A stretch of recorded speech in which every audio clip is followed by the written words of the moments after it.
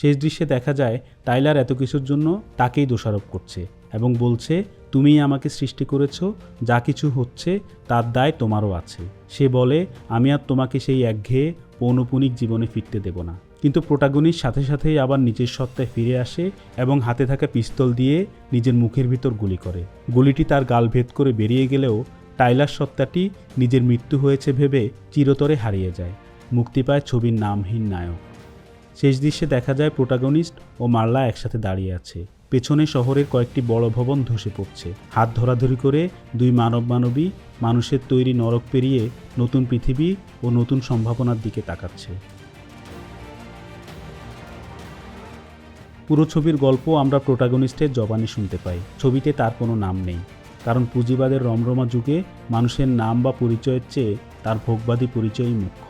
নামহীন নায়ক আরও শতকোটি মানুষরূপী পণ্যের মতোই ভোগের একটা ইউনিট মাত্র, যে শুধু ইন্ডাস্ট্রিতে উৎপন্ন পণ্য ভোগ করার জন্য বিজ্ঞাপন আর প্রচার যন্ত্র দ্বারা বিশেষভাবে উদ্দীপ্ত। ফিঞ্চার ছবিতে জীবনকে দেখান একটা হলোগ্রাফিক কনস্ট্রাকশনের মধ্য দিয়ে। কল্পত চরিত্রদের জীবন সম্পর্কে বোঝাপড়া ও বিশ্ববিখ্যা তৈরি হয় পুঁজির বিস্তার, বাজার, পণ্য, মিডিয়া ও কর্পোরেট মোরালিটির ভেতর দিয়ে। অর্থাৎ তার নিজের কোনো স্বাধীন চিন্তার সুযোগ থাকে না। ফ্রেডরিক নিটশে যাকে বলছেন স্লেভ মোরালিটি।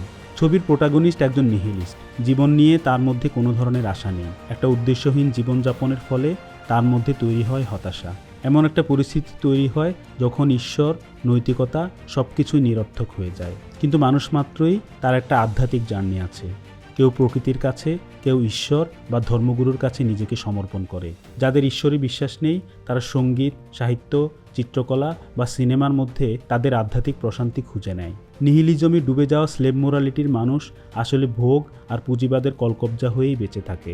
তার আধ্যাত্মিক চাহিদার জায়গাটি দখল করে নেয় কর্পোরেট নৈতিকতা। এখানে সব কিছুই নির্ধারিত হয় বাজারের মূল্যে। এমনকি স্নেহ, ভালোবাসা ও আবেগের মতো চিরন্তন অভিব্যক্তিগুলোও চড়া দামে বাজারে বিক্রি হয়। ধীরে ধীরে ব্যক্তির পরিচয় বিলীন হয়ে যায়। পুঁজি মানুষকে কর্পোরেট স্লেভ বানিয়ে দিনরাত খাটিয়ে নেয়, পরিণত করে মেশিনে। তাকে প্রজনন ও বিবর্তনের দৃষ্টিতে প্রায় মূল্যহীন করে ফেলে। এই সর্বগ্রাসী প্রবণতা মানুষকে শিকারী জীবন থেকে ছিটকে ফেলে।